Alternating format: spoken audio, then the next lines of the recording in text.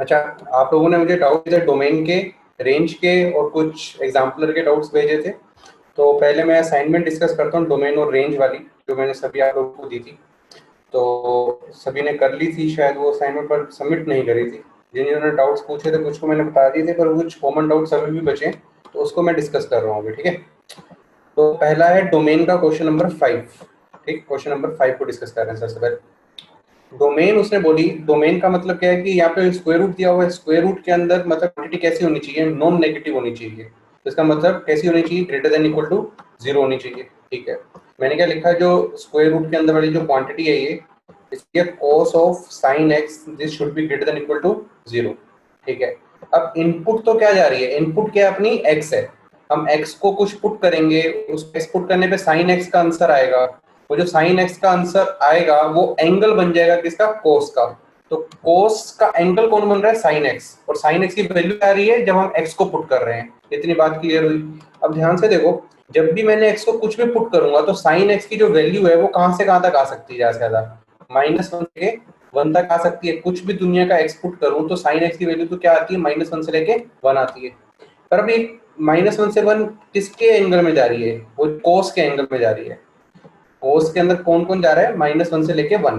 पर जब ये -1 से 1 है तो -1 रेडियन कंसीडर होता है। ट्रिग्नोमेट्री में याद हो तो पढ़ा होगा। तो ये कोस के अंदर ये जो एंगल जाएगा, बाय डिफॉल्ट हम क्या कंसीडर करेंगे, रेडियन का। तो 1 रेडियन कितना होता है, लगभग 57 डिग्री होता है। एक बार लगभग 57 डिग्री होता है। -1 रेडियन कितना होता है, वो होता है -57 डिग्री के आसपास होगा। ठीक है, इतना हुआ। अब ध्यान से देखो, कोस के अंदर अगर जो एंगल है 57 डिग्री से लेके -57 डिग्री तक हो, तो कोस का ग्राफ देखो क्या होता है, ऐसे शुरू होता है कोस का ग्राफ इस साइड से, यहाँ से जाता है इस साइड से। तो ये वैल्यू आती है 1, कब 0,1 पर आता है ये आंसर। और कहीं पर 57 डिग्री ये होगा, उसके लिए कोस का आंसर ये आ रहा होगा। और ऐसे -57 डिग्री पे आंसर ये वाला आ रहा होगा। ठीक है, तो ये सारी रेंज कौन सी आई, ये वाली रेंज आई, ये डार्क करके मैंने जो -57 डिग्री से 57 डिग्री तक कोस का ग्राफ इतना बनेगा सर। तो ये देखो ध्यान से, कोस की सारी वैल्यूज क्या आ रखी है, पॉजिटिव आ रखी है। ये क्या है, -7 डिग्री, ये क्या है 57 डिग्री। तो इतनी रेंज में कोस का आंसर हमेशा पॉजिटिव आया। देखो दुनिया का कुछ भी एक्स पुट किया है यहाँ पर हमने, दुनिया का कोई भी एक्स पुट किया तो साइन एक्स का आंसर -1 आएगा।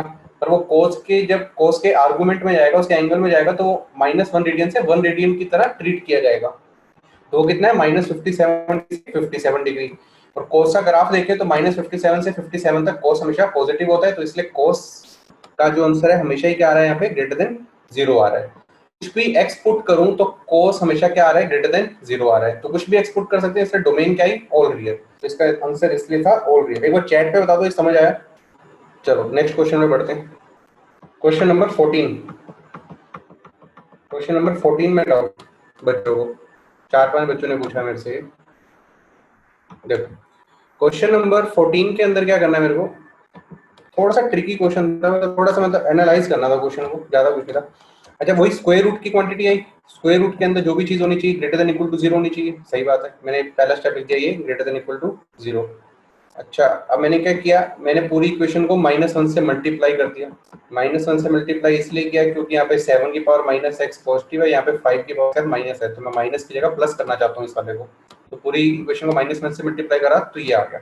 अब इसको देखना है हमें, 5 की पावर x -1 अपॉन 7 की power -x -7 less than equal to 0 को, इसको देखते हैं एक बार। ये देखो,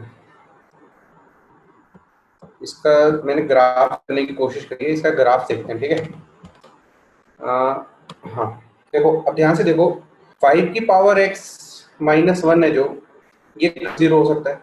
जब मैं x को 0 पुट करूंगा, जब मैं x को 0 पुट करूंगा तो 5 की पावर x -1 है वो 0 हो जाएगा। तो 5 की पावर x -1 कब 0 हो रहा है, जब x को मैं 0 पुट कर रहा हूँ। तो एक क्रिटिकल पॉइंट तो मेरा क्या आएगा, 0। ठीक, क्रिटिकल पॉइंट पुट करने होते हैं ना, वो सारे फैक्टर्स देखने होते हैं कि कहाँ पे कौन सा फैक्टर 0 हो रहा है। तो 5 की पावर x -1 कहाँ पर 0 होगा, x इक्वल टू 0 पे। याद करो लास्ट, मतलब पिछली क्लास में हमने सारे ऐसे इस तरह के क्वेश्चंस किए थे कि 5 की पावर -1 है, किसकी तरह बिहेव करता है, x की तरह बिहेव कर रहा है। जैसा बिहेवियर x का है वैसे ही बिहेवियर 5 की पावर x -1 का है। कॉपी चेक करना अपनी। ठीक है, दूसरा डिनोमिनेटर देखो, डिनोमिनेटर 0 होगा। डिनोमिनेटर 0 कब होगा? जब x को मैं -1 रखूंगा, जब मैं x को -1 रखूंगा। जैसे ही x को -1 रखूंगा तो 7 की पावर -x कितना बन जाएगा? 7। तो 7 - 7 कितना होता है? 0। तो नीचे वाले का क्रिटिकल पॉइंट क्या आया? x = -1। तो दूसरा क्रिटिकल पॉइंट मैंने पुट कर दिया यहाँ पे x = -1। तो इतनी सी बात हुई। मेरे को सोल्यूशन निकालना है इस वाले का, इसके लिए मैंने क्रिटिकल पॉइंट तो पुट कर दिए। अब साइन देखना है कि कौन सा प्लस है कौन सा माइनस है। बच्चों को डाउट था इसमें कि यहाँ पे माइनस की जगह प्लस आना चाहिए, इस प्लस की जगह माइनस और इस माइनस की जगह प्लस, पर ऐसा नहीं है। जो मैंने किया वो ठीक है। अब इसको देखते हैं ध्यान से कैसे ठीक है ये। अब देखो मैंने 5 की पावर x ग्राफ बनाया है। 5 की पावर x का ग्राफ। याद करो कि a की पावर x का जो ग्राफ होते थे दो तरह के होते थे। एक होता था जो बढ़ता रहता था, इंक्रीजिंग ग्राफ, ऐसा। ये वाला ग्राफ कब होता था? जब a की वैल्यू है 1 से बड़ी होती थी। और एक डिक्रीजिंग ग्राफ बनते थे a के पावर x के, ऐसे वाले। ये कब बनते थे? जब a की वैल्यू 0 से 1 के बीच में होती थी। तो 5 की पावर x का मैंने ये ग्राफ बना दिया, ठीक। सिमिलरली 1/7 की पावर x का ग्राफ बना दिया मैंने, ये वाला, ठीक। अब मुझे चेक करना है कि कब ये पॉजिटिव दे रहे हैं, कब आंसर नेगेटिव दे रहे हैं, ठीक। अब ध्यान से देखो क्रिटिकल पॉइंट्स तो मेरे कौन कौन से हैं? ये 0 और ये -1। तो मैं 3 रीजन चेक करूंगा, एक 0 से बड़ा, एक -1 से 0 के बीच में, और एक -1 से लेफ्ट के बीच में, ठीक है। अब जब 0 से बड़े की तरफ जा रहा हूँ मैं, ठीक है, तो मैं न्यूमरेटर और डिनोमिनेटर दोनों का साइन चेक करता हूँ कैसा आ रहा है। जब मैं 0 से बड़े में देख रहा हूँ तो इनको देखना है कि इनका साइन कैसा आ रहा है, पॉजिटिव आ रहा है या फिर नेगेटिव आ रहा है। खुद ही देखो, जब मैंने x को 0 से बड़ा रखा, x को 0 से बड़ा रखा, और x में जब मैंने x को 0 से बड़ा रखा तो आंसर क्या है? 1 से बड़ा आ रहा है। जैसे ही x की वैल्यू 0 है, x की वैल्यू 0 पे तो आंसर 1 है। जैसे ही x को मैं 1 से बड़ा रख रहा हूँ, की वैल्यू जब मैं 0 से बड़ी रख रहा हूँ तो आंसर 5x 1 से ऊपर जा रहा है। तो जैसे ही x की वैल्यू 0 से बड़ी होगी तो 5 की पावर x है जो, ये तो 1 से बड़ा आएगा। 1 से बड़ा में से एक गया तो ये क्या हो जाएगा? पॉजिटिव हो जाएगा। ऊपर वाला, ऊपर वाली क्वांटिटी क्या आई? पॉजिटिव आई। दूसरे केस में डिनोमिनेटर में देखता हूँ, जब x की वैल्यू 0 से बड़ी है, जब x की वैल्यू 0 से बड़ी है तो 1/7 की पावर x कैसा बिहेव कर रहा है? जब x 0 से बड़ी है, x 0 पे इसका आंसर कितना है? 1। x जब 0 है इसका आंसर कितना है? 1। जैसे ही मैंने 0 से नीचे गया, x की वैल्यू जब मैंने 0 से बढ़ाई तो इसका आंसर 1 से घटने लग गया। इसका आंसर 1 से घटने लग गया और 1 से 0 के बीच में रुक रहा है। ज्यादा से ज्यादा 0 को टेंड कर, ध्यान से देखो, जब भी x की वैल्यू 0 से बड़ी होगी 1/7 की पावर x है जो 1 से छोटा होगा। जब ये 1 से छोटा होगा तो 1 से छोटे में से -7 लूंगा तो इसका आंसर क्या आएगा? नेगेटिव ही आएगा, पक्की बात है। तो जब x की वैल्यू 0 से बड़ी थी तो 5 की पावर x 1 से बड़ा तो न्यूमरेटर पॉजिटिव हुआ। जैसे ही x की वैल्यू 0 से बड़ी तो 1/7 की पावर x क्या है? 1 से छोटा है। 1 से छोटा -7 कितना होता है? नेगेटिव। तो ऊपर पॉजिटिव नीचे नेगेटिव, ओवरऑल क्वांटिटी क्या हुई? नेगेटिव हुई। तो इसलिए 0 से बड़े के लिए आंसर हमेशा क्या रहेगा? नेगेटिव। तो ये वाला पोर्शन आंसर क्या देगा? Left side negative. और क्या नेगेटिव लेस देन 0 होता है? नेगेटिव लेस देन 0 तो होता है, इसलिए इस वाले आंसर को कंसीडर किया जाएगा, नेगेटिव वाले को। इतनी बात बताओ समझ आई? तो अगले दो पार्ट में बढ़ूं। अब दूसरा केस देखो, -1 से 0 के बीच में ग्राफ देखो। -1 0 के बीच में मतलब x की वैल्यू 0 से पीछे जा रहे हैं दोनों। x की वैल्यू जब 0 से पीछे जा रहे हैं तो 5 की पावर x तो 1 से छोटी हो रही है। तो 5 की पावर x 1 से छोटी वाली क्वांटिटी क्या होगी? नेगेटिव होगी। सही बात है। जब -1 से 0 के बीच में जा रहे हैं, देखो जब 1/7 की पावर x में जब x -1 पुट करते हैं तो उसका आंसर 7 आता है। 1/7 x में जब x को -1 पुट करूंगा तो आंसर 7 आएगा। पर हम x को क्या पुट कर रहे हैं? 0 से -1। 0 से -1 के बीच में इसका आंसर तो 1 से लेके 7 में, इसका आंसर 1 से लेके 7 के बीच में। जब इसका आंसर 1 से 7 के बीच में है, जब इसका आंसर 1 से 7 के बीच में है तो ये वाली क्वांटिटी अभी भी 7 से छोटी है, तो इसका आंसर भी क्या आएगा? नेगेटिव आएगा। ऊपर भी नेगेटिव नीचे भी नेगेटिव, तो ओवरऑल क्या हो गया? पॉजिटिव। तो 0 से -1 के बीच में जो आंसर आ रहा है पॉजिटिव आ रहा है, लेफ्ट साइड का, ठीक। तीसरा केस देखते हैं। तीसरे केस में -1 से जब छोटा x पुट कर रहा हूँ, -1 से छोटा x पुट किया तो 5 की पावर x, तो देखो जब x की वैल्यू मैंने -1 से छोटी पुट करी, ये तो 1 से छोटा ही दे रहा है आंसर, क्योंकि 0 पे 1 था, -1 से तो ये 1 से तो छोटा ही दे रहा है। तो 5 की पावर x 1 से छोटी है तो ये चीज नेगेटिव आ रही है, क्योंकि 5 की पावर x जो है 1 से छोटा है। 1 से छोटे में से -1 तो नेगेटिव आएगा। सिमिलरली 1/7 की पावर x -7, अब जैसे ही मैंने x की वैल्यू -1 से पीछे गया तो आंसर जो है 7 से बड़ा हो जाएगा। देखो ये क्वांटिटी क्या हो जाएगी पॉजिटिव, क्योंकि 1/7 की पावर x का जो आंसर है 7 से बड़ा हो चुका है -1 से पीछे। जैसे ही -1 से पीछे 1/7 की पावर x 7 से बड़ी होगी तो नीचे वाली क्वांटिटी क्या हो जाएगी 7 से बड़ा -7। ये कितना होता है पॉजिटिव, ऊपर नेगेटिव नीचे पॉजिटिव, नेगेटिव पॉजिटिव डिवाइड करेंगे तो आंसर क्या आएगा नहीं। तो -1 से पीछे वाला रीजन क्या बन रहा है आपका नेगेटिव। तो 3 रीजन आए, ये वाला नेगेटिव, ये वाला पॉजिटिव, ये वाला नेगेटिव। तो हमें क्या चाहिए x की ऐसी वैल्यू चाहिए जब इसका आंसर लेस देन 0 हो, मतलब ये जब क्वांटिटी हमेशा क्या हो नेगेटिव। तो दो ही पोर्शन हो सकते हैं, वो 0 से बड़े वाला और -1 से पीछे वाला। तो यही करना था क्वेश्चन के अंदर। एक बार चैट पे थर्ड किसी को दिक्कत है देखो, थर्ड केस देखो दोबारा।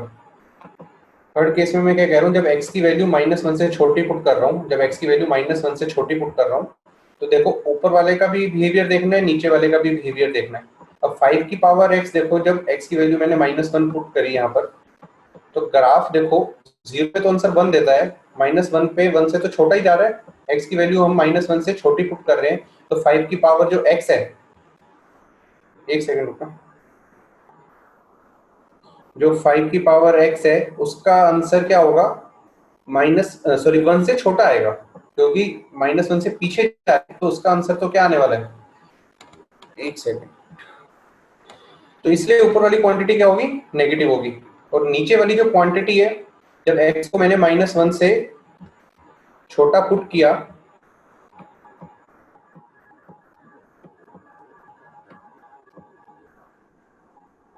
जब मैंने x को -1 से छोटा पुट किया, एक सेकंड चैट, इस क्वेश्चन में ऐसा अलग बिहेवियर और कैसे केस में हो सकता है, इस क्वेश्चन में ऐसा अलग बिहेवियर और कैसे केस में हो सकता है।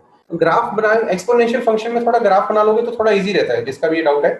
एक्सपोनेंशियल फंक्शन में हो तो ग्राफ में इजीली दिखता है, क्योंकि एक एक्सपोनेंशियली इंक्रीज कर रहा है फंक्शन और एक डिक्रीज कर रहा है। तो आप ग्राफ देखो बस, और जो रीजन्स दे रखे हैं उनको समझने की कोशिश करो, उससे अपना रीजन बन जाएगा आपका। एक बार वीडियो दोबारा सुनना जब यूट्यूब पे आ जाएगी। नेक्स्ट क्वेश्चन की तरफ बढ़ रहा हूँ। नेक्स्ट क्वेश्चन 14, ये वाला क्वेश्चन नंबर 16 देखो, कह रहे इसकी डोमेन निकालनी है। इसकी डोमेन माने वही स्क्वायर रूट है जो हमेशा ग्रेटर देन इक्वल टू 0 होना चाहिए, मैंने ग्रेटर देन इक्वल टू 0 कर दिया। बेस देखो 1 से बड़ा है और आंसर 0 से बड़ा चाहिए। लॉग की अच्छे से नॉलेज होनी चाहिए, बेस अगर 1 से बड़ा हो और आंसर पॉजिटिव चाहिए तो ये वाली क्वांटिटी है जो 1 या 1 से बड़ी होनी चाहिए। लॉग के ग्राफ होते हैं, एक बेस 1 से बड़ा एक 1 से छोटा। ये बेस 1 से बड़ा और आंसर पॉजिटिव चाहिए तो उसके लिए ये वाला जो इनपुट है पूरा का पूरा ये हमेशा ग्रेटर देन इक्वल टू 1 होना चाहिए। तो कोस ऑफ साइन क्या होना चाहिए, ग्रेटर देन इक्वल टू 1 होना चाहिए। अब खुद ही देखो कोस का आंसर कभी भी 1 से बड़ा तो हो नहीं सकता। कोस का आंसर 1 से, एक सेकंड सर, क्या हम हमेशा एक्सपोनेंट वाले केस में नहीं, ग्राफ से तो मैंने इसलिए समझा दिया कि वो समझ नहीं आ रहा था बच्चों को कि रीजन कैसे देखना है। ग्राफ से इजी हो जाता है थोड़ा देर, इसलिए मैंने ग्राफ से कराया। अच्छा हाँ, तो कोस का आंसर ग्रेटर देन 1 तो हो नहीं सकता, तो कोस इक्वल टू 1 वाला केस लूंगा सिर्फ मैं, क्योंकि ग्रेटर देन वाला तो चीज वैलिड ही नहीं है, 1 से बड़ा कभी होता ही नहीं है। तो मैंने क्या कर दिया, कोस ऑफ साइन एक्स को 1 वाला केस कंसीडर किया कि जहां जहां पे कोस का आंसर 1 आ सकता है उसके लिए मैं देख रहा हूँ। अब खुद ही बताओ, जो साइन एक्स यहाँ पर इनपुट में जा रहा है, साइन एक्स जो इनपुट में जा रहा है वो -1 से 1 के बीच में जाएगा। मतलब कोस का जो इनपुट जा रहा है फिर से कहां है, -57 डिग्री से -57 डिग्री से 57 डिग्री तक जा रहा है। तो बताओ किस एंगल के लिए कोस वैल्यू 1 आएगी। मैंने क्वेश्चन में यहाँ पर क्या दिया हुआ है, cos of sine x should be 1। अब x तो मैं कुछ भी पुट करी जा रहा हूँ अंदर, तो साइन एक्स तो -1 के बीच में घूमता रहेगा, पर मेरे को तो आंसर क्या चाहिए, 1 चाहिए। तो वो तभी आ पाएगा जब साइन एक्स की वैल्यू क्या होगी, 0 होगी। साइन एक्स की वैल्यू जब 0 होगी तो साइन एक्स की वैल्यू 0 का मतलब क्या हुआ, x पड़ेगा n पाई। बात आई समझ। एक बार चैट पे बताओ ये समझ आया क्वेश्चन सभी का, इसलिए यस और नो में।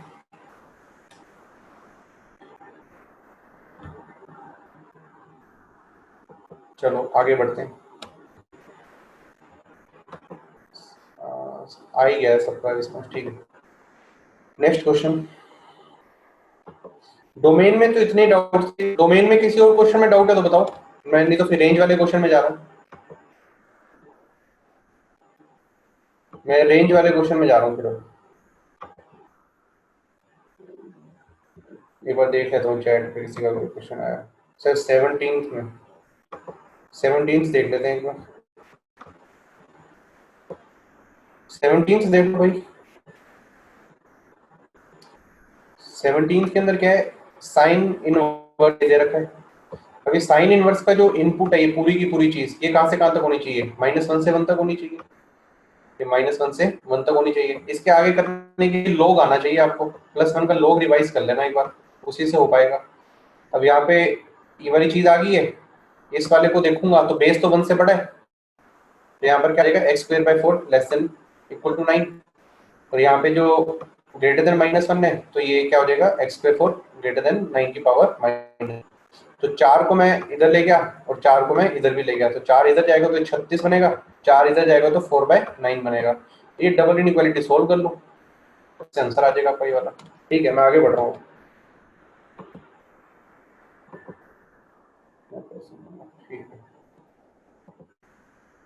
नेक्स्ट क्वेश्चन देखो। अब रेंज पे जा रहा हूँ मैं, रेंज में डाउट्स थे बच्चों को। रेंज में पहला डाउट तो क्वेश्चन नंबर 5 में था। क्वेश्चन नंबर 5 देखो, वही चीज है। देखो भाई, रेंज पूछ रहा भी, रेंज कहां से कहां तक आएगी। हमने पहले अभी डोमेन चेक करी थी, डोमेन तो इसकी क्या आई थी, रियल आई थी। ठीक है, तो अब देखो x तो कुछ भी पुट कर सकता हूँ, पर x कुछ भी पुट करने के बाद साइन x तो वैल्यू कहां से कहां तक ले रहा है, -1 से 1 तक ले रहा है। तो कोस का जो आंसर है वो कहां से कहां तक घूम सकता है। कोस के अंदर जो एंगल जा रहा है वो कहां से कहां तक जा रहा है, वही -1 रेडियन से लेके 1 रेडियन तक जा, इतना जा रहा है। ठीक है, अब मैंने इसका ग्राफ बना दिया कोस का, इतनी रेंज के लिए, इतने एंगल के लिए मैंने कोस का ग्राफ बना दिया। देखो दो चीजें हो रही है, x पुट करने के बाद साइन x की आ रही है, वो जो साइन x के जो आंसर आ रहे हैं वो कोस के लिए एंगल बन रहे हैं। तो साइन x के आंसर कहां से कहां तक आ रहे हैं, -1 से 1 तक आ रहे हैं। तो कोस का जो एंगल बन रहा है वो -1 रेडियन से रेडियन बन रहा है, इतनी बात सही है। तो कोस का ग्राफ -1 रेडियन से लेके 1 रेडियन तक तो ऐसे ही बिहेव करेगा। 0 पे आंसर 1 होगा, धीरे धीरे 57 डिग्री पे आंसर आ चुका होगा, कोस 1 रेडियन आ चुका होगा।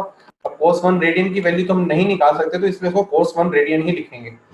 और 0 से -1 में जब जा रहे हैं तो उसका आंसर 1 से लेके कोस 1 रेडियन ही आएगा, क्योंकि कोस -थीटा = कोस थीटा होता है। तो देखो रेंज कहां से कहां तक आएगी, जो कोस ऑफ साइन x की वैल्यू है ये कहां से कहां तक घूम सकती है। मैक्सिमम वैल्यू 1 आएगी और मिनिमम वैल्यू कितनी आएगी, कोस 1 रेडियन आएगी। पर हमें तो करना क्या है, हमें तो स्क्वायर रूट लेना है। तो कोस ऑफ साइन x की जो रेंज आई है, कोस ऑफ x की जो रेंज आई है, ये कहां से कहां तक आई है, ये आई है आपकी कोस 1 रेडियन। ये मिनिमम वैल्यू आई है, मैक्सिमम वैल्यू कितनी आई है, 1। तो ये आई है, हमें करना क्या है, इसका स्क्वायर रूट लेना है। तो मिनिमम वैल्यू का स्क्वायर रूट लूंगा तो क्या आ जाएगा, कोस 1 रेडियन का स्क्वायर रूट, और 1 का स्क्वायर रूट लूंगा तो कितना आ जाएगा, 1। तो ये जाएगी इसकी। चैट पे बताओ समझ आई ये बात। Next question.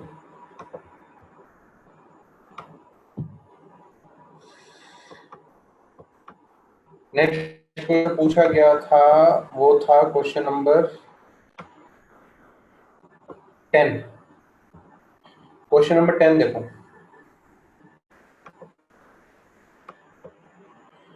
क्वेश्चन नंबर 10 के अंदर देखो भाई क्या है, ये कोट इनवर्स है, इसकी इनपुट चाहिए यहाँ पे। ठीक है, कोट इनवर्स की इनपुट तो कुछ भी हो सकती है, ऑल रियल होती है भाई। कोट इनवर्स की जो डोमेन होती है वो तो क्या होती है, ऑल रियल। ये जो मैंने 0 से पाई लिख दिया, ये तो रेंज होगी। ठीक है, कोट इनवर्स का जो मैक्सिमम आंसर आ सकता है वो कहां से कहां तक आता है, 0 से लेकर पाई तक आता है। कोट इनवर्स की ये रेंज है, डोमेन नहीं है, ये रेंज है। कोट इनवर्स की जो रेंज आती है वो कहां से कहां तक आती है, 0 से पाई तक। और कोट इनवर्स की जो इनपुट होती है, कोट इनवर्स के अंदर जो इनपुट होती है वो कहां से कहां होती है, ऑल रियल होती है। पर यहाँ पर तो क्या पुट करना है, देखो 2x - x², देखते हैं ये कहां से कहां तक वैल्यू ले रहा है, 2x - x² कहां से कहां तक वैल्यू ले रहा है।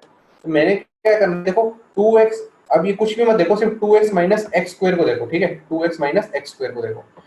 अगर मैं सिंपल बात करता हूं, अगर मेरे पास कोट इनवर्स x होता, कोट इनवर्स x होता, ठीक है, अब मैं इसकी रेंज पूछूं और इसकी डोमेन पूछूं, तो भाई आप साफ साफ बोल दोगे कि भाई x तो कुछ भी पुट कर दो, ऑल रियल, और डोमेन से कहां तक हो जाएगी, 0 से पाई। पर क्वेश्चन में ये नहीं है, क्वेश्चन के अंदर क्या है, 2x - x²। तो ये तो एक क्वाड्रेटिक एक्सप्रेशन है, क्वाड्रेटिक की तो रेंज हो सकती है, इसका ग्राफ बनाए अगर 2x माइनस एक्स स्क्वायर का, तो ग्राफ वही ऐसा भी बन सकता है कुछ, तो इसकी रेंज तो ऑल रियल नहीं आएगी ना, मतलब ये पूरी की पूरी वैल्यूज नहीं ले सकता ना, जरूरी ये सारा ऑल रियल कवर करे।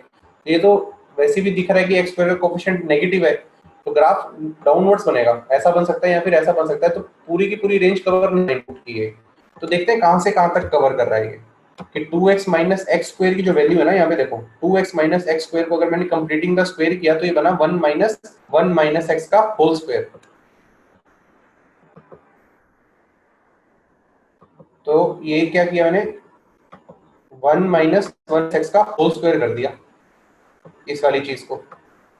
जब इस वाली चीज को ये लिखा और खुद से देखो 1 माइनस एक्स का होल स्क्वायर, ये हमेशा लेस देन इक्वल टू, क्योंकि ये क्वांटिटी 1 है और ये स्क्वायर वाली चीज क्या हमेशा पॉजिटिव होगी, तो 1 में से कोई ना चीज तो हमेशा घटेगी घटेगी, तो ये वाली चीज हमेशा क्या होगी, लेस देन 1 होगी।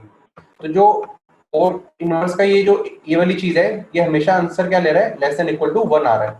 कुछ भी एक्स पुट करोगे इसका आंसर हमेशा 1 से कम आएगा। ठीक है, इतनी सी बात आ रही है समझ। आशिमा तुम्हारे इंटरनेट में कुछ दिक्कत होगी, बाकी सबको दिख रहा है अभी, अपना नेटवर्क चेक करो।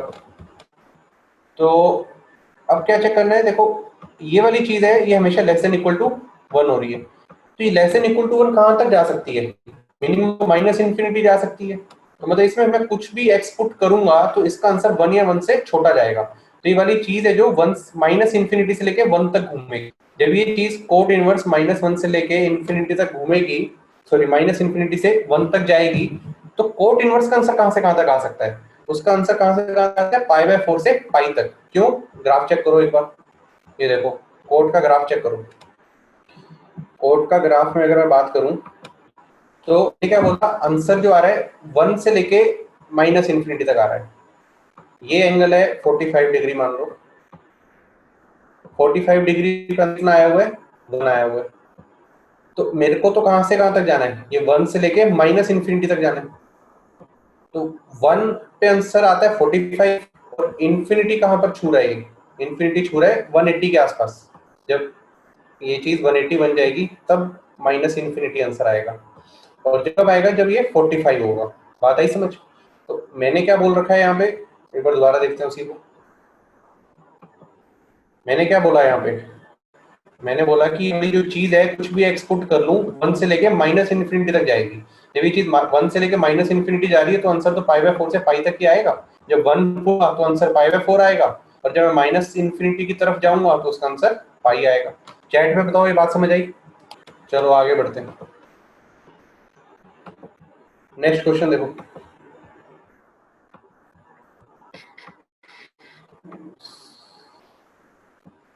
क्वेश्चन नंबर 16 डाउट था बच्चों का भाई। क्वेश्चन नंबर 16 में देखो चैट का मैसेज आया है, ग्राफ समझा दो। केशव भाई 1 मिनट बाद में बताऊंगा, थोड़ी देर अगले क्वेश्चन में बढ़ते हैं, उसी टाइम रोक दिया करो जब दिक्कत है। सर क्या हम इस क्वेश्चन को ट्रिग्नो से नहीं सोल्व कर सकते, किस क्वेश्चन को भाई, पिछले क्वेश्चन को, इस वाले क्वेश्चन को?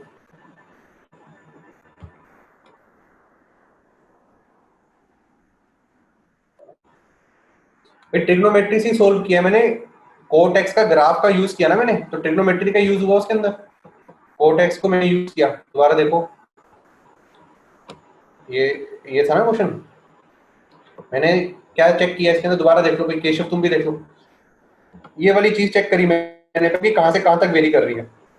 2x माइनस एक्स स्क्वायर को मैंने लिख सका भाई, बाकी सब कुछ मैं देखो, सिर्फ 2x माइनस एक्स स्क्वायर को देखो, 2x माइनस एक्स स्क्वायर को मैं ये लिख सकता हूँ कंप्लीट करके। जब मैंने ये चीज लिखी तो मुझे पता चला कि ये चीज 1 से छोटी ही होगी हमेशा, तो इसका आंसर हर हाल में क्या होने वाला है, हमेशा 1 से छोटा होने वाला है। इसका आंसर जब हर हाल में 1 से छोटा होने वाला है, तो कोट इनवर्स की जो इनपुट जा रही है माइनस इन्फिनिटी से 1 तक जा रही है, माइनस इन्फिनिटी से 1 तक जा रही है। अब कोट एक्स का ग्राफ, तो एक बार कोट एक्स का ग्राफ देखो, जब जब इनपुट देखो इनवर्स है ना, तो हम ये चेक कर रहे हैं 1 से, ये है नीचे माइनस इन्फिनिटी, ये वाली इनपुट बन जाती है ना इनवर्स के लिए। जब इनपुट 1 से माइनस इन्फिनिटी जा रही है तो 1 पे आंसर कितना आया हुआ है, देखो ये 45 आया है, और माइनस इन्फिनिटी पे आंसर चेक करो कितना आया हुआ है, 180 आया हुआ है। तो 45 से लेके 180 के बीच में घूमेगा। भाई अब दोबारा वीडियो देख लेना, अगर ये वाली चीज समझ नहीं आएगी, समझाया आ जाना चाहिए समझ, ठीक है। ध्रुव का आंसर आ गया समझ भाई। केशव तुम्हें समझ आया? नेक्स्ट क्वेश्चन में पढ़ रहा हूँ मैं। कहाँ कर रहे थे? रेंज डिस्कस कर रहे थे, हाँ। Next question, question number 16। ये देखो भाई, ये क्या है? Greatest integer. ग्रेटेस्ट इंटीजर की खास बात क्या होती है? इसका आंसर हमेशा इंटीजर ही आता है। इसका आंसर हमेशा क्या आता है? इंटीजर। अंदर साइन, साइन की इनपुट क्या है? Fractional part. देखो x में कुछ भी पुट करूं, x दुनिया का मैं कोई भी नंबर पुट करूं, पर हमें क्या होनी चाहिए कि फ्रैक्शनल पार्ट जो आंसर है वो हमेशा कहां से कहां तक लेता है? 0 से 1 के बीच में ही लेता है। 0 से 1 के, भाई तुम x को लाखों करोड़ों कुछ भी पुट करते जाओ, मतलब डेसिमल में लाखों में पुट करो, कुछ भी पुट करो, फ्रैक्शनल पार्ट का आंसर 0 से 1 के बीच में ही आएगा। 1 कभी आ नहीं सकता, 0 आ सकता है। 0 कब आएगा? जब x की वैल्यू 2 होगी तो उसका फ्रैक्शनल पार्ट 0, 3 पुट करोगे तभी फ्रैक्शनल पार्ट 0। तो हर हाल के अंदर जो फ्रैक्शनल पार्ट है इसका आंसर हमेशा कहां से कहां तक आएगा? 0 से 1 के बीच में आएगा। अब खुद ही सोचो कि 0 से 1 के बीच में आ रही है, मतलब x पुट करने के बाद जो फ्रैक्शनल पार्ट की वैल्यू आ रही है वही तो साइन का एंगल बनेगा। पहले x पुट किया जाएगा, फिर फ्रैक्शनल पार्ट वैल्यू आएगी, वो जो वैल्यू आएगी वो 0 से 1 के बीच में आएगी, और यही एंगल बनेंगे किसके? साइन के। फिर से वही बात, अब साइन के एंगल कौन बन रहे हैं? 0 से 1 बन रहे हैं। 0 और 1 माने 1 रेडियन, ये क्या है? 1 रेडियन। तो साइन जो है, साइन की इनपुट क्या आ रही है? अब देखो, साइन की इनपुट आ रही है 0 से लेके 1 रेडियन।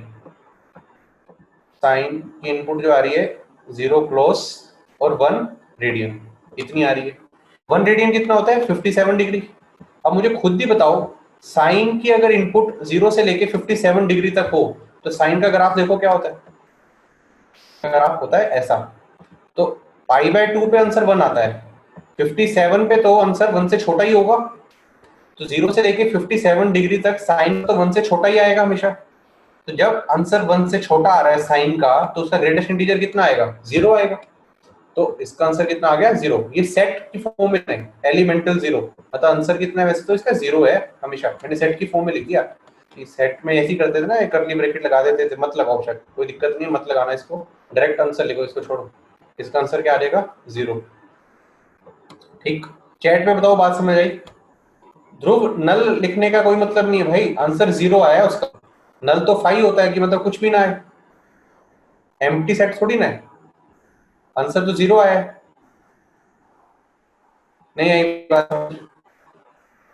हाँ सर, 0 कैसे आया ये नहीं समझ आया भाई। साइन का इनपुट क्या है? 0 से लेके 57 डिग्री। 0 से 57 डिग्री के बीच में साइन का आंसर हमेशा 0 से 1 के बीच में आता है। जब साइन का आंसर 0 से 1 के बीच में आ रहा है, कोई भी नंबर 0 से 1 के बीच में हो तो उसका ग्रेटेस्ट इंटीजर क्या होता है? 0। बस यही किया हमने। नेक्स्ट क्वेश्चन में बढ़ रहा हूँ। नेक्स्ट क्वेश्चन देखो, क्वेश्चन नंबर 15 डाउट था बच्चों का।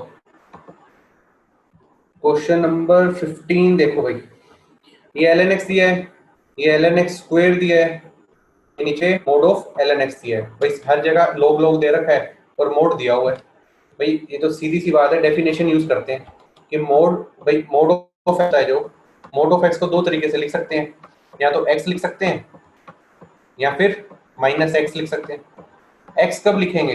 जब वो चीज पॉजिटिव है। -x कब लिखेंगे? जब वो चीज नेगेटिव होती है। तो मैंने दो केस लिख लिए। मैंने पहले मान लिया कि मोड के अंदर वाली जो क्वांटिटी है वो अगर पॉजिटिव है, ये पूरी क्वांटिटी अगर ग्रेटर देन है, तो मोड के बिना लिख दूंगा ln x को।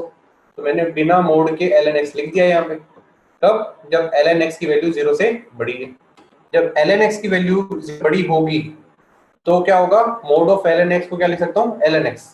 जब ऐसे लिखा मैंने तो होगा क्या? ये ln x से एक ln x कट जाएगा, तो बचेगा क्या? x माइनस एक बचा हुआ ln x, दोनों कट के क्या आ जाएगा आंसर? 0। तो जब जब ln x पॉजिटिव होगा, मतलब इस तरह का उसने तो रेंज पूछी है ना, नहीं पूछ रहा कि x क्या पुट करें क्या ना पुट करें। मैंने तो सीधा बोल दिया, जब ln x किसी भी x के लिए जब भी ln x ग्रेटर देन 0 होगा तो मोड हटा के मैं डायरेक्टली ln x लिखूंगा, काट पीट के आंसर कितना देंगे? 0। तो ये आंसर आ गया 0। कब? जब ln x की वैल्यू 0 से बड़ी है। तो जब जब ln x 0 से बड़ा होगा तो आंसर हमेशा क्या आने वाला है? 0। तो रेंज का एक पार्ट तो मिल गया है, तो हमेशा आंसर में आएगा। कब? जब ln x की वैल्यू 0 से बड़ी होगी। दूसरा केस देखते हैं भाई, जब ln x की वैल्यू 0 से छोटी होगी तो मोड ऑफ ln x को क्या लिख सकता हूँ, जब मोड के अंदर वाली चीज लेस देन 0 है तो उसका माइनस के साथ लिखूंगा। तो मैंने नीचे क्या लिख दिया, ये देखो माइनस के साथ लिख दिया। एक ln x इस पावर 2 को काट देगा, माइनस माइनस प्लस हो जाएगा और एक ln x बचेगा, तो आंसर कितना आ जाएगा 2 ln x। अब 2 ln x आया यहाँ से, तो कब आया ये, जब ln x की वैल्यू 0 से छोटी होगी।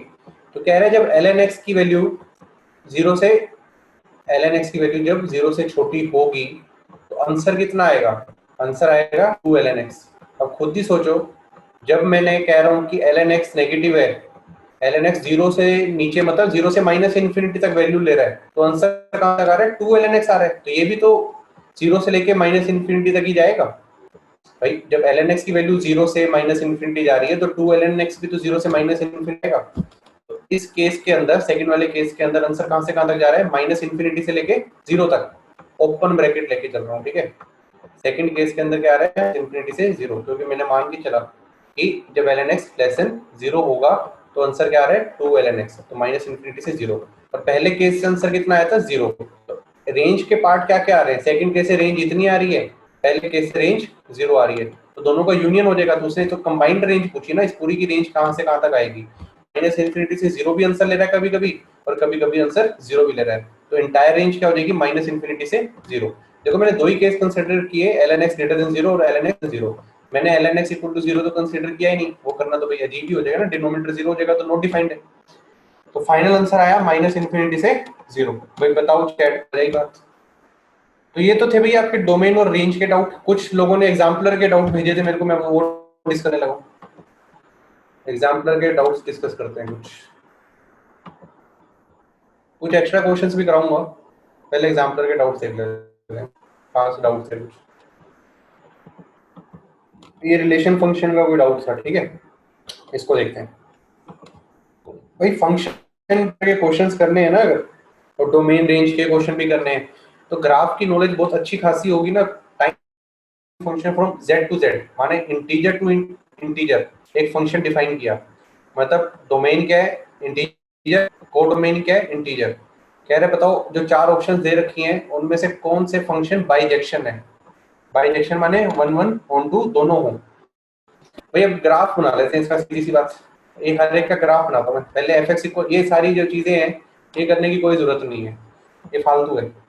अपन graph F X equal to X cube का ग्राफ देखो ऐसा होता है, ठीक।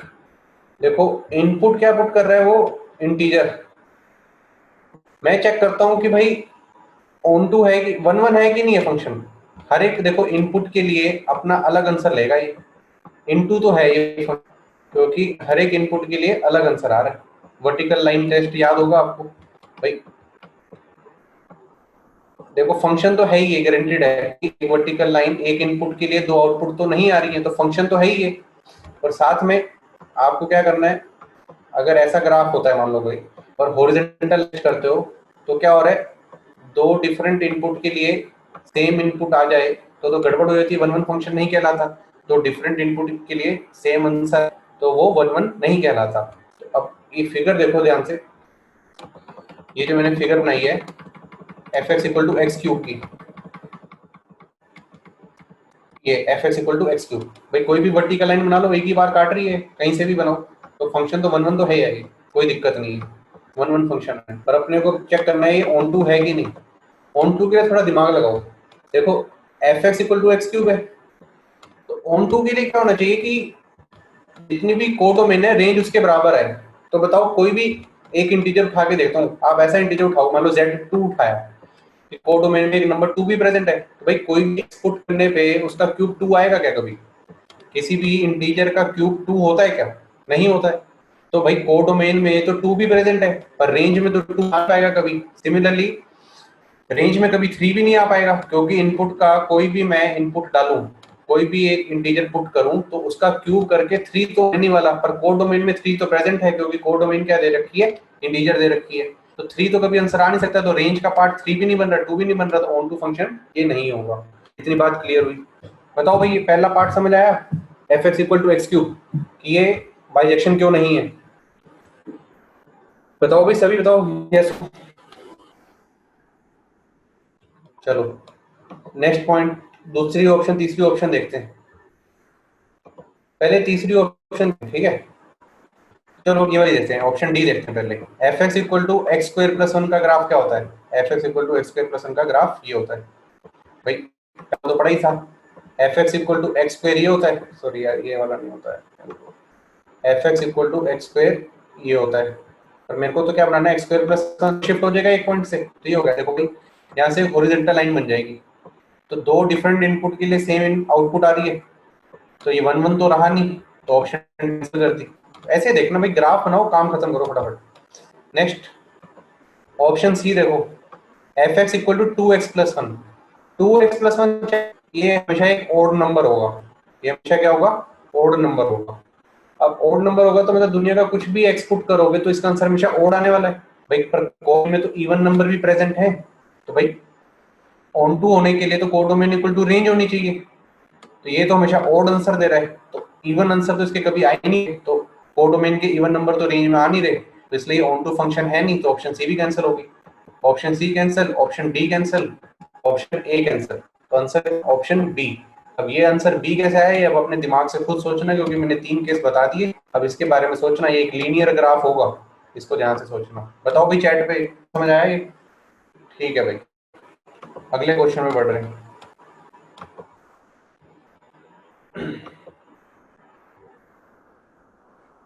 ठीक है, नेक्स्ट हम देखते हैं क्या पूछा गया था डाउट में। नेक्स्ट क्वेश्चन था ये वाला, करते हैं 51। 51 में देखो ये बेटो, बच्चों क्या दे रखा है, फंक्शन में इनपुट दे रखी है ये डोमेन, और डोमेन भी दी हुई है रियल। क्या कह रहा है, एफ ऑफ एक्स ये, फिर पूछता है एफ ऑफ एफ क्या होगा। ये देखो ये तो ऐसे डराने के लिए होता है कि इतना सारा एफ ओ एफ लगा दिया, कुछ भी नहीं है ये। देखो अगर एफ ओ होता है सिर्फ, एफ ओ एफ होता है सिर्फ, तो इसको क्या लिख देते हैं, ये किसके इक्वल होता है, एफ के अंदर कौन जाएगा, एफ ऑफ एक्स जाएगा, कौन जाएगा, एफ ऑफ एक्स जाएगा, ठीक है। पर इन भाई साहब ने क्या दिया है, एफ ओ एफ, मतलब इसके एक और लग गया ये, तो इतनी चीज तो मैंने बताई थी, क्या थी, ये थी, तो मतलब ये एक और आ गया, तो ये क्या है, ये पूरा का पूरा इसके बाहर भी क्या आ जाएगा, एक और एफ आ जाएगा, ठीक बात। अगर एक और मैं ऐसे लगा दूं ओ एफ, तो क्या होगा, एक और एफ आ जाएगा, ये पूरा ब्रैकेट में दे दूंगा, एक और एफ आ जाएगा, तो ये तो लगाता ही जाएगा, जितने मर्जी लगवा ले। आपको तो बस बेसिक अंडरस्टैंडिंग होनी चाहिए कैसे लगाना है। सोल्यूशन देखते हैं इसका, ये सिंपल सी चीज़ है, कुछ खास नहीं है, इसको मैंने ये लिख दिया, अभी बताया था मैंने, ठीक। अब देखो जैसे तो F of x, F of x का मतलब क्या होता है कि एक्स को इनपुट किया जाए। अगर मैं लिखता हूँ एफ ऑफ एक्स, मतलब ध्यान से देखना भाई, थोड़ा इंपॉर्टेंट है ये।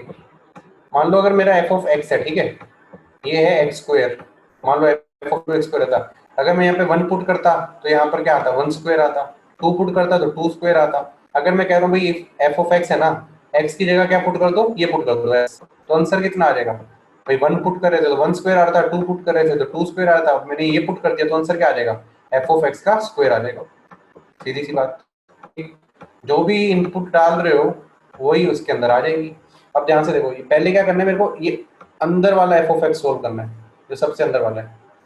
ये इनपुट किसके अंदर बन रही है, दूसरे वाले एफ के अंदर, मतलब ये वाली चीज कर रहा हूँ ना, एफ ऑफ एफ एक्स को सोल्व कर रहा हूँ, तो मेरा एफ ऑफ एक्स क्या है, ये है, एक्स की मैंने क्या पुट करा, फिर से एफ ऑफ एक्स पुट किया, ये और ये वाला एफ ऑफ एक्स भी क्या है, यही है, तो मतलब x की जगह वन पुट करते तो वन स्क्वायर आता था, अब इस x की जगह क्या पुट कर, एफ ऑफ एक्स पुट कर रहे हैं, इस x की जगह क्या पुट कर रहे हैं, एफ ऑफ एक्स, इस x की जगह भी क्या पुट कर रहे हैं, एफ ऑफ एक्स, और एफ ऑफ एक्स की वैल्यू क्या है, एफ ऑफ एक्स की वैल्यू तो यही है, यही करा मैंने, एफ ऑफ एक्स करने के लिए f के अंदर क्या पुट किया, ये पुट किया एफ ऑफ एक्स की वैल्यू, और ये एफ ऑफ एक्स की वैल्यू किसके अंदर पुट करी जा रही है, इसी के अंदर पुट करी जा रही है कि x की जगह एफ ऑफ एक्स की वैल्यू पुट कर रहा हूँ, x की जगह ये पुट कर दिया, नीचे वाले के लिए भी यही पुट कर दिया, ठीक।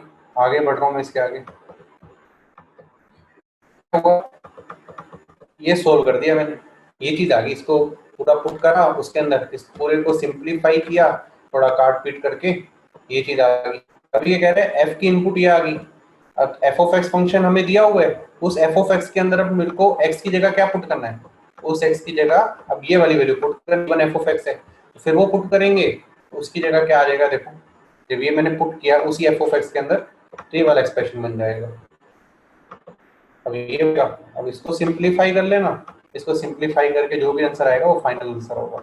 कुछ नहीं है भाई, x की जगह f ऑफ x पुट करना है, गिवन एक्सप्रेशन में उस f ऑफ x की वैल्यू पुट करते जाओ, 3 बार कराए, 4 बार कराए, 5 बार कराए, 10 बार कराए, 10 बार कर देना, इतना ही करना है। चैट में बताओ समझ आई बात? चलो ठीक, आगे बढ़ते हैं, नेक्स्ट क्वेश्चन देखो, ये क्वेश्चन चेक करते हैं। देखो भाई फंक्शन दिया हुआ है f, पहली वाली एंट्री क्या होती है, डोमेन, दूसरी वाली एंट्री क्या होती है, रेंज का पार्ट।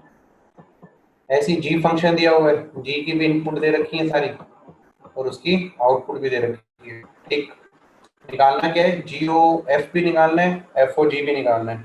मैं एक जी ओ एफ निकाल के दे देता हूँ आपको, ठीक है, एफ ओ जी आप लोग निकाल लेना, ये मैं नोट भेज दूंगा ग्रुप पे। ये देखो भाई, जी ओ एफ, जी ओ एफ को क्या लिखते हैं भाई, जी एफ ऑफ एक्स। भाई अब ये बताओ एफ ऑफ एक्स के अंदर तो भाई एक्स को कुछ पुट करूंगा, उसका आंसर क्या आएगा, एफ ऑफ एक्स आंसर आएगा, वो फिर जी की इनपुट क्या लाएगा और जी आंसर देगा अपना।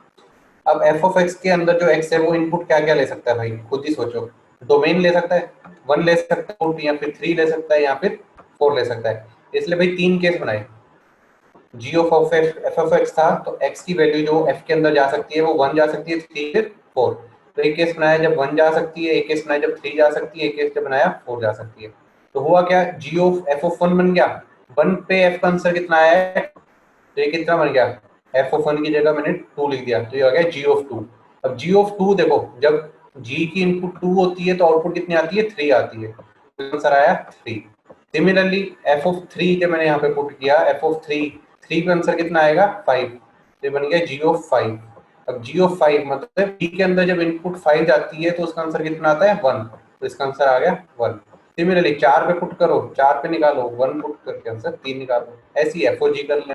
तो ये छोटी सी गेम है भाई, गेम है कुछ नहीं है इसके अंदर, एफ और जी को आपस में जो दे रखा है कॉम्पोजिट फंक्शन, कभी एफ की बात मान के जी को निकालना है, जी की बात एफ को निकालना है और आंसर आ जाएंगे, डोमेन रेंज दे रखी है उनको एडजस्ट करके आंसर निकालना है। चैट पे बताओ समझ आई बात?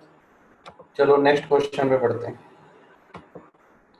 ये तो डाउट्स जो आप लोगों ने मेरे से पूछे थे वो मैंने सारे बता दिए आप लोगों को, ठीक है। अब मैं आधा क्वेश्चन कराता हूँ आपको, एक दो एक्स्ट्रा क्वेश्चन करते हैं, ठीक। क्वेश्चन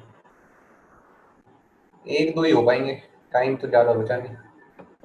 ये लो, ये वाला क्वेश्चन करते हैं, बढ़िया क्वेश्चन है, कह रहा डोमेन निकालो।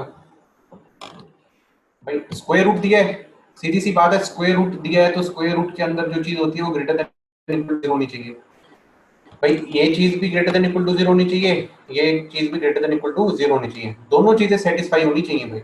इसके भी कुछ आंसर निकल के आएंगे, इसके भी कुछ आंसर निकल के आने चाहिए, तो हमें तो डिफाइन किसको करना है, एफ ऑफ एक्स के।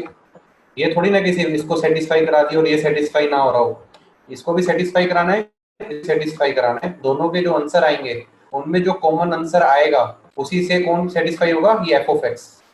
सही बात, एफ ऑफ एक्स को सेटिस्फाई करने के लिए सर ये नोट्स में है, कर चुके हो क्वेश्चन, कोई बात नहीं, सुन चलो ठीक है, बस बता ही दिया, खत्म होने वाला है। तो दोनों को सेटिस्फाई करना है अपने को, दोनों को जब सेटिस्फाई करोगे तो क्या करोगे, ये लगा दिया, ये भी ग्रेटर देन 0, ये भी ग्रेटर देन 0, तो ये तो ये आ जाएगा। फिर बच्चे कह रहे हैं नोट्स के अंदर है तो फिर नोट्स चेक कर लेना। चलो आगे नए क्वेश्चन में बढ़ते हैं।